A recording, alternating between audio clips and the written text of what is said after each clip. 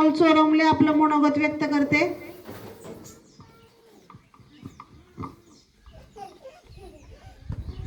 सर्वांना माझा नमस्कार. स्वातंत्र्य दिनाच्या खूप खूप शुभेच्छा. मी आज बोलणार आहे सावित्रीबाई फुले यांच्याबद्दल. त्या भारतातील पहिल्या शिक्षिका होते.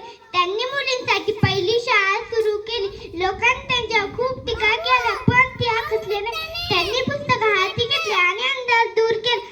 आपल्याला शिकण्याचा जो अधिकार आहे तो त्यांच्यामुळे. त्या म्हणाल्या, शिक्षणात हेच खरं बळ आहे. आपणही शिकू, देशासाठी चांगले काम करूया. जय सावित्रीबाई आणि माता की जय. थँक्यू इरा.